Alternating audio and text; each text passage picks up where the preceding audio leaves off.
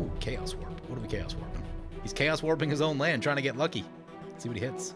Combustible Gear Hulk. It's not bad. It's not bad. Heat Shimmer. Make another one.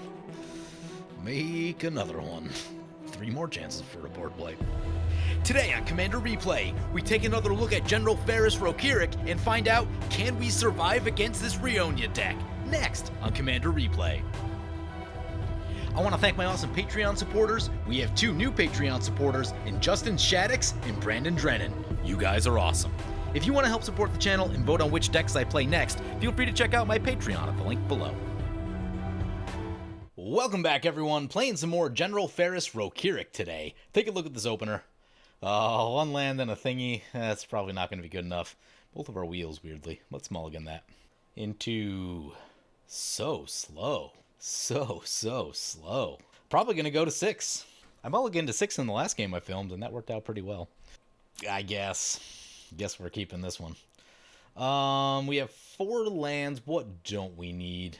Sky Knight Vanguard is an early play. It kind of gives us just some sort of board presence. I think we can live with it. Rather just make my land drops for a while. There's a lot of stuff to cast in this deck that will get us 4/4s, so not too worried about it. Just added in this Hour of Reckoning, a card that I don't normally get to run because I don't play token decks very often. So this one could be kind of exciting under the right circumstances.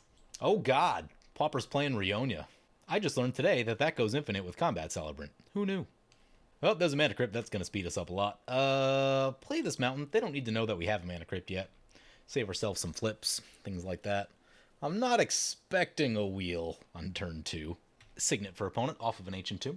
Mana Crypt for opponent, yep. Also on the slow-rolled Mana Crypt. And be on their commander very soon. Very soon. Tectonic Giant, oh, that's not a card you want to see a lot of copies of.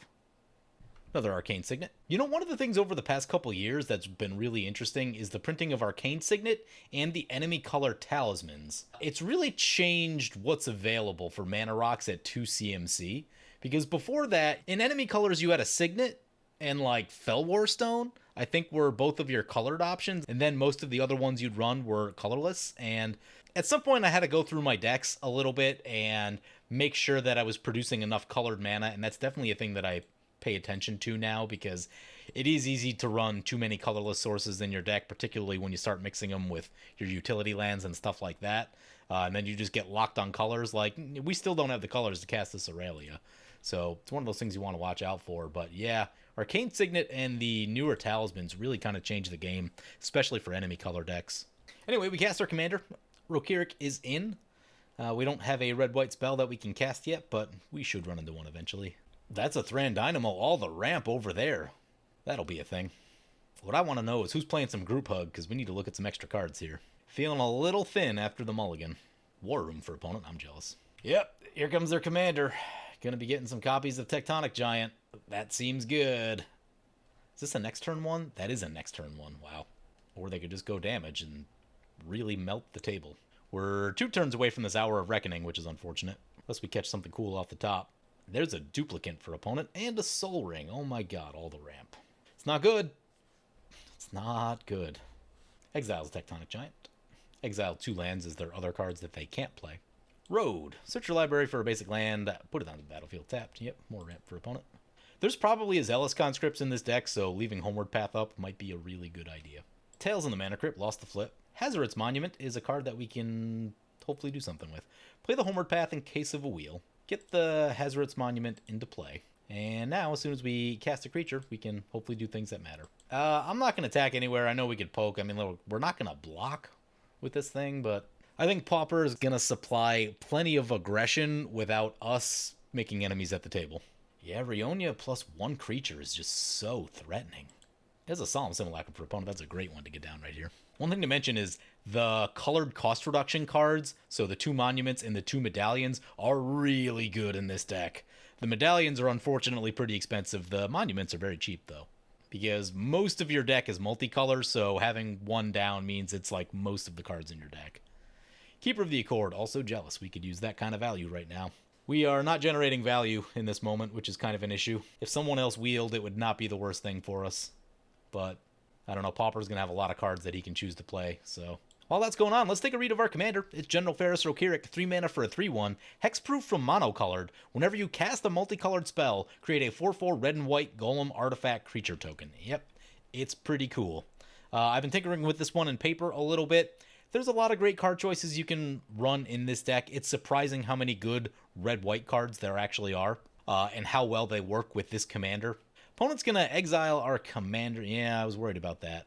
That's going to slow down our Hour of Reckoning, which I don't love. So now our choices are like recast that and then have to lose it to the Hour of Reckoning. I think I cut a Doomscar right before we went to the game, too. Indeed I did. This is why you need to run board wipes, by the way. You never know when someone's just going to get a mana crypt start and just have an insane board on turn 2. Turn 4 in this case, I guess. But, yep. Opponent doing some attacks. Exiles a token. The Keeper of Accord also got exiled as well. Ruin. Deals damage to target creature equal to the number of lands you control. That'll get Rionya out of play. That's a big deal. They can recast it, which they probably will on their turn. But it's going to run up their mana costs a little bit, which is important because they keep hitting all these mana rocks. There's a Sylvan Library. That'll get us a little bit of tempo. I mean, that's better than like them just dropping down the next creature. That's also insane. That'll give us a little more time to get to this Hour of Reckoning. Although, I guess we still need a land for it. Lost the flip. Tithe. Tithe is a card. Play Tithe. I've been starting to think that like I need to put Weathered Wayfarer in more decks. Because when you have games like this, like if you get that down early and go grab an Ancient Tomb or something, or even a Myriad Landscape, something that's going to speed you up. Really helpful. Get a Misfell Plains, get a Plateau. Yeah, I don't think we're doing much this turn, so just drop the Misfell Plains in. Although, we should have went from... If someone blows up artifacts, we could have used Teferi's Protection, so we're just going to hope no one blows up artifacts. There may have been a reason to go for the Plateau there, but, you know, tap land, wanted to get it in. Hopefully we don't get punished for it. Yeah, they're going to swing it. They're just trying to draw, I think. They might have the board wipe. This could be the board wipe play, which would be super helpful. Makes it even better because then we don't have to do it. Ancient Tomb? Nope. Leaving up all their mana, that's interesting. Not sure what they could have. Like, I'm surprised. Maybe because of Duplicant, they might not cast their commander. It's definitely a thing. Opponent plays a land from exile. Rionya, back to play. Yep. They currently have the mana to recast it one more time, but still, running up their mana tax is a good idea. Gonna copy the Tectonic Giant. Yep. The aggro continues. This is almost certainly going to be the Hour of Reckoning play this turn. 1 damage and 2 damage. Ooh, that's a lot of damage. 2 damage triggers. Not a ton of life gain in this deck. Did put a Victory's Herald in here, which can gain us life, but we're so far away from that being a card that is good. It's unfortunate. Exiles a token. Sylvan Library. Opponent drew with the library, I think. Did they? No, they put 2 back on top.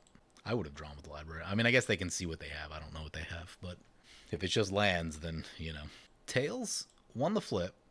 Yeah, we need to win those. Temple of Triumph is not what I was looking for right there. Play the Plateau, and I mean, it's just got to be the Hour of Reckoning. Nothing we can convoke. Here comes Abzan Battle Priest. Each creature with a +1/+1 counter has lifelink. That's a great place to be. Gaining some life back sounds like a fantastic idea. He's playing Shaile, Dean of Radiance, and Embrose, Dean of Shadow today. I'm not sure what side he's going with, but front side is 2 mana, 1/1 Flying Vigilance. Tap it. Put a +1/+1 counter on each creature that entered the battlefield under your control. Looks like he's casting it on the Embrose side. And that is 4 mana, 4/4. Tap it. Put a +1/+1 counter on another target creature. Then it deals 2 damage to that creature. Whenever a creature you control with a +1/+1 counter on it dies, draw a card. This is monocolored, and we do have hexproof for monocolored, so that's good. It can't just kill our commander. Kind of nervous about that for a second. Panharmonicon for opponent. Oh, God.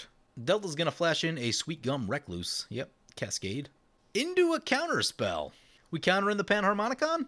We are countering the Panharmonicon. Nice. That's a nice play right there. Finally slowing Pauper down just a little bit.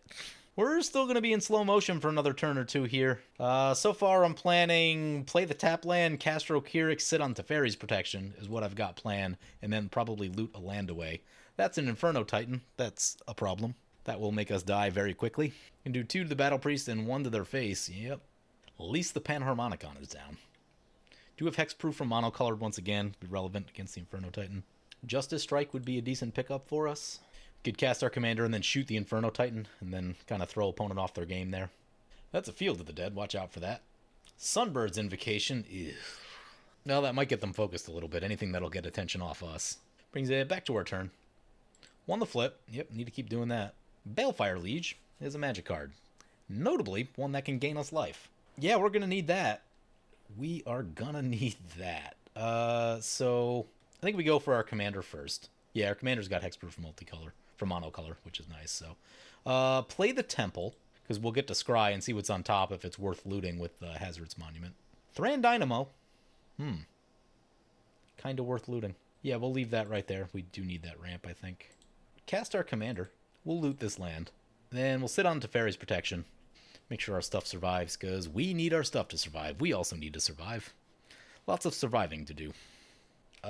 Do we have enough pips to cast both of these in a turn? It's going to take 7? 7 colored mana? 3, 4, 5. No, we only have 5. So next turn is probably Thran Dynamo Balefire Liege. Continue to sit on Teferi's Protection as long as necessary. If opponent played a creature board wipe, there's a chance that I let Rokiric go. Just because I think we really need to protect the Balefire Liege. I think that's the one that really needs to live. Also, our artifacts need to stay in play. Selfless Glyph Weaver. You can exile it. Creatures you control gain indestructible until end of turn. Interesting. Good against board wipes and many other things. What is this out of? I don't even know what that's out of. It's got to be something recent because of the formatting. Oh yeah, it's probably got to be in Strixhaven. It's got the promo version though. Puts a +1/+1 counter on it. Sure. Next turn, over the next 2 turns or so, if we don't find a way to draw some cards, we might run out. Terror of the Peaks. Oh my god. Just keeps coming. Just keeps coming. Coercive Recruiter. Did I leave Homeward Path up? I did leave Homeward Path up. That's also going to be relevant. It's going to shoot this thing down, and they're going to steal the Recluse. Opponent's going to Vampiric Tutor. Oh, that's interesting. That is interesting. I mean, that's like gotta be a board wipe. Opponent's going to sacrifice the thing and make their creatures indestructible. Interesting. Oh. There's almost a really cool trick here. Maybe we won't get to do it this turn. 4 damage is going to this thing again. Oh, still on that thing, yep. Where are these going? Not at us, thankfully. Inferno Titan trigger. Opponent takes a giant hit, goes down to 15.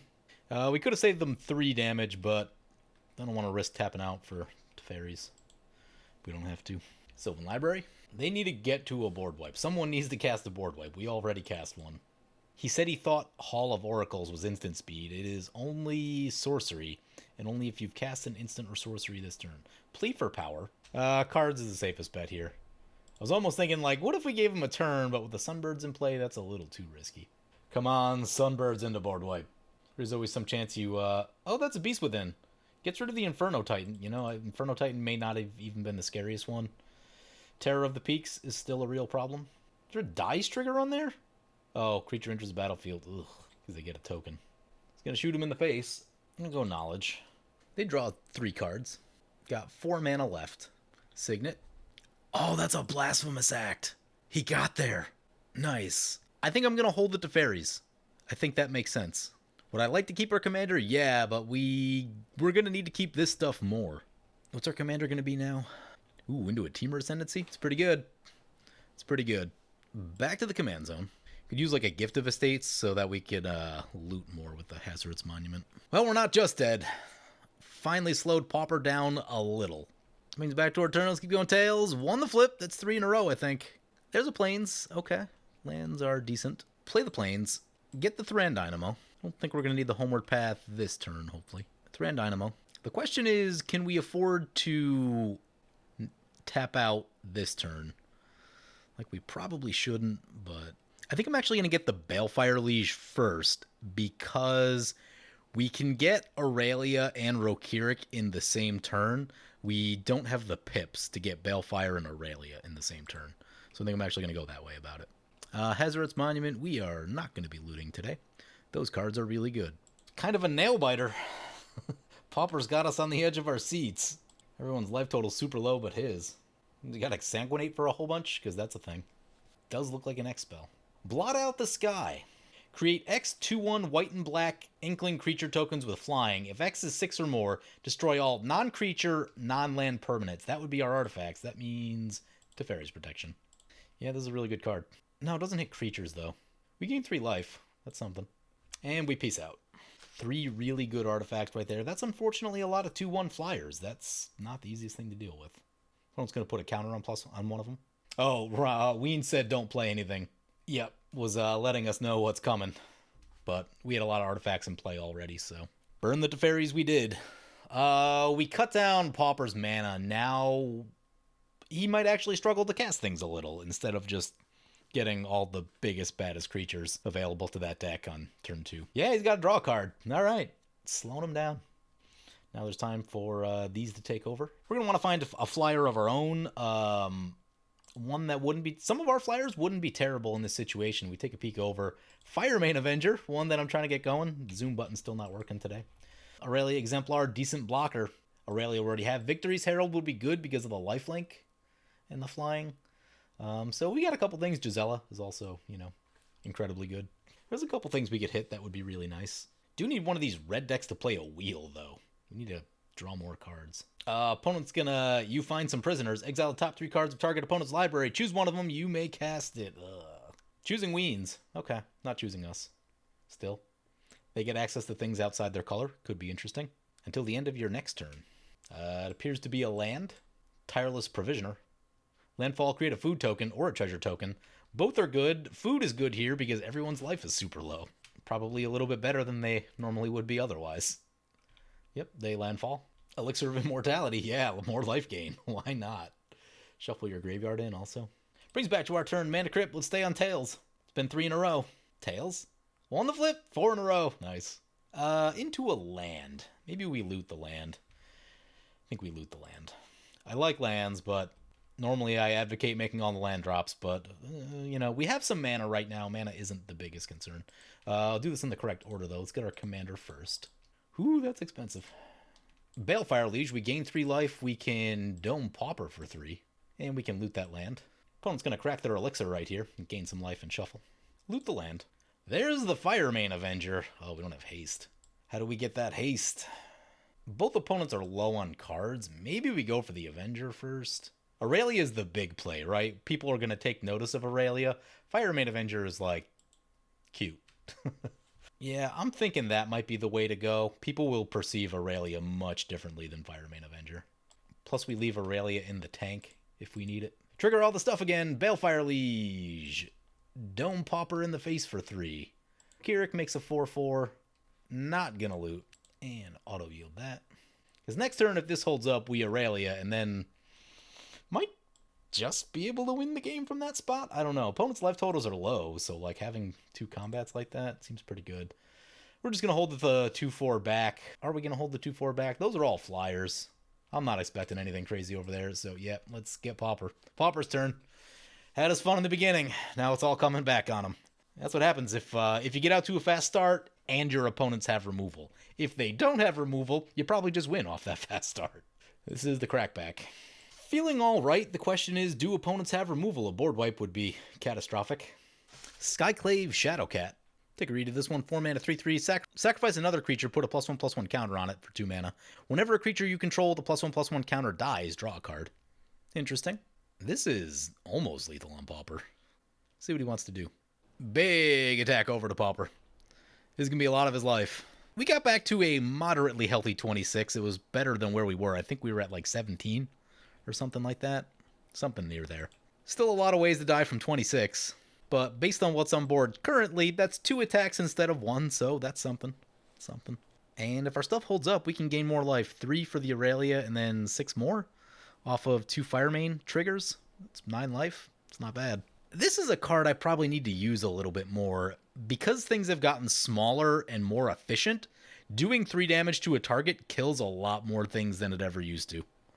Ooh, Chaos Warp. What are we Chaos Warping? Ooh, a land. He's trying to hit something cool. He's Chaos Warping his own land, trying to get lucky. Let's see what he hits. Combustible Gear Hulk. It's not bad. It's not bad. It's going to put it over on Weens. Pauper, we're going to get you some help for your gambling addiction after that play. Because that was rolling the dice. He gets 3 more cards. 3 chances for a board wipe in there. Heat Shimmer. Make another one. Make another one. 3 more chances for a board wipe. Choosing Weens again, yeah, he's looking for the cards. Seething Song. Oh. Can he get his commander back? I don't think so. Killed it at least twice. Oh my god, a Kiki. Make another one. Pauper's not going down without a fight. Wow. These are all going to be 6/6s with first strike. That's hard to trade with profitably. We do have 6/6s, but they do not have first strike. Yep, choosing Ryan again. Where does he send the attack is a question that I have. We're liable to lose a little bit on the attack. We could take a shot for 12. You know what, though? With our ability to gain life, as long as the removal doesn't happen, we might actually be okay. Both into Weens. He has only 2 blockers up, so he's going to have to lose some stuff. Because he probably doesn't want to take that damage. He's going to block 1. Opponent's going to draw a card because a creature with a +1/+1 counter died. He's going to go to 8. We are set up really well to just, like, come in and clean up this game. Boros is like that, by the way. If there's a mono red deck at the table that's highly aggressive and melting everyone's life total, it's really easy to come in as the Boros deck and just steal the game. I've done that a lot over the years because of all the Boros that I've played. It's a thing that I'm very familiar with. Like, if there's a Perforos at the table, kill the Perforos, but the Perforos probably also did at least 20 to everyone else, so the damage you need to do to them to finish them off is very small. He said he drew the Blasphemous Act, punished right after he tapped out. Ouch. You meet at a tavern, look at the top 5 cards, get creatures, put them into the hand. Does not reveal a creature. The 6/6 first striker. Combustible Gear Hulk is a weird card. It is an oddly good red blocker. Most red creatures have so much incentive to attack, they're just not good blockers ever. Combustible Gear Hulk is one of the few in, like, sort of Neheb. At least the turn it comes down if it doesn't have haste. 5 mana 4/6 is usually pretty big for most things on the board. But yeah, Combustible Gear Hulk, you have more incentive to leave it back than you do to attack with it. If it had, like, Trample or something like that, or Haste, then you'd have more incentive to attack with it. But First Strike is really good for blocking, especially if you can get multiple instances of it with, like, multiple creatures and stuff. Vestwood Surge. Find some lands. More landfall triggers. Yep. At our end step, we're going to misfail Plains Hour of Reckoning back to the bottom. I'm a little giddy with laughter, because once we drop this Aurelia, as if Weens doesn't have removal, it's probably over. Won the flip again. Is that 5 in a row? Got lucky right there. Hall of Heliod's Generosity. Probably going to loot that, honestly. Let's cast an Aurelia. Trigger all the stuff. 3 to Pauper. Gain 3 life. Make a thing. Loot the land. Opponent's going to gain 3 life. Yep. Loot the land. Into Oketra's Monument. Little late, but better late than never. Might hold that back in case of an artifact board wipe. Yeah, let's go to combat. That's a 3/2. 3/2 is kind of annoying. Send this to Pauper in the air. Send that to Delta. Send that to Weens. Send this to Delta. Firemane Avenger. Let's shoot this guy. Pauper said he used up all the luck. I do believe this is what you call stealing the game, because we just swooped in at the end and everyone else is about to die. Pauper goes down. Weens is at 3. Back to combat. Send everything at Delta. Trigger at Weens' face. This should do it. Pauper's only regret is tapping badly and not wrathing last turn. Yeah, that would have stopped all this. We'd have only Aurelia at that point. And everyone going down. We swooped in and stole the game. Nice. Yeah, Pauper was really the star of the show here. Rionya with a mana crypt is just insane. It's such a threatening commander just all the time. It's aggressive, it generates value, and it's just wow. Wow, it blows you away. The 2 times I played this deck on the channel now had really slow starts both times, and like 14 2-drops is quite a bit, 13 3-drops. Like, this is a few more than I usually run at the low portions of the curve. So I don't know. We just we couldn't get anything going. We couldn't get anything going quickly. We did have to mulligan, which wasn't the best. Couldn't really find value pieces. I would say this wasn't a very representative look at the deck. Usually it comes out a little bit quicker. Usually it's just like cast Rokiric on 3 and then cast something on 4 and get a 4/4. So at least, like, at the point in the game when Pauper was dropping all that stuff, normally we'd at least have a 4/4 in play to, like, block and pressure them and be able to do something. But yeah, just super slow going this game. Took us a little while to get back in it, but it does show you how powerful it is to get free value off of just casting your stuff, right? Because we cast a creature, it's red and it's white, and then we get a 4/4 out of the deal, and that 4/4 gets bigger off of a lot of the things in the deck, like basically all of our 5-drops. Balefire Liege, Jorkadine, Agris Kos, and Adriana all pump our team incredibly well. And I'm not even running Noblest of War, but you totally could if you wanted to. The pips requirement is kind of rough, though. So all of those pump the team, so they're going to be bigger than 4/4s. That gives them double strike. And yeah, that free value is so good. I mean, same thing looking at Rionya. Rionya is just free value. Do you have a decent creature? Okay, make a copy of it. Get more value, win game. It's kind of crazy. Rokiric, a little more reserved, not quite as explosive as Rionya, but you can still do some cool things. Having access to a second color really gives you a lot of tools to work with. For us, the life gain. The life gain of Balefire Liege and Firemane Avenger was huge. Just keeping us out of harm's way right there, and also just the explosiveness of Aurelia coming down with a couple creatures in play and being well set up for Aurelia. Couple other things to think about with this deck, a little bit less obvious than jamming every single red-white card into your deck, is you do want some sort of evasion for your golems. And that's why I'm testing out Victory's Herald. It's a card that I've always wanted to run. It's like a really old commander staple, something you'd run like 10 years ago, probably. Maybe even longer than that, probably like 12. And I'm also running Archetype of Aggression, which I almost never run. Like, a lot of people have run this for years and years, and I was just never the biggest fan of it. I probably didn't give it a fair look, to be completely honest, but for this deck, it makes sense because you're going to have like 4/4s, 5/5s, 6/6s, and you don't want to just get chump blocked all the time. So Archetype of Aggression, and on rare occasions, Archetype is good against like a Crater Hoof, where it at least removes the trample from everything, so you might be able to block and get your way out of it. So that's the big thing, is trying to get some evasion for your creatures. One thing I was thinking about during the game, I didn't say anything about it, but I was just thinking about like an Achroma's Memorial up here at the top. Could also be really good. And quite honestly, it's probably better than Victory's Herald. Victory's Herald is slow and fragile and all that stuff, where Achroma's Memorial comes down and then your creatures are awesome. So that's probably the better way to go right there, but that's where we are right now. And also, as a funny story, no Boros Charm in this deck. Apparently I ran out of room and just noticed that it's not in there. Forging the Tyrite Sword is probably one that you could cut for a Boros Charm, but Forging the Tyrite Sword, also a cool card. So, and I guess that's one thing to work on too, is that because you don't really have great evasion, Mask of Memory is not as good as it typically is with this deck, but I don't know. Maybe it's worth it. Maybe I just need to cut a card for it and add it in. Our biggest struggle that game was just being low on cards all game. And for us, we were lucky that the quality of cards in the deck is really high. And the fact that you're getting free value off of already casting high quality cards, just that's what allowed us to get there. So, but anyway, yeah, that Rionya deck, super cool. Super explosive. That was really the star of the show. A couple big plays from our opponents, though. That counterspell off of the Cascade was big.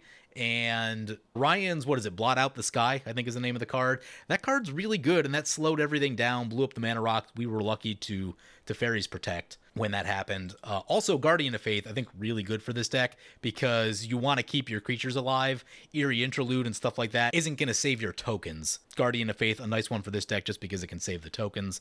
Like Legion's Initiative is cool, but it will make your tokens go away, so that may not be the best. But it's also an Anthem, and the Anthem is cool, so, you know, kind of a risk-reward thing right there. But anyway, hope you guys enjoyed the video. As always, feel free to comment, like, or subscribe. Thank you for watching. Help support me and save 15% on singles by using the promo code REPLAY at mothershipaTX.com. Commander Replay t-shirts, available in orange and colors beside orange.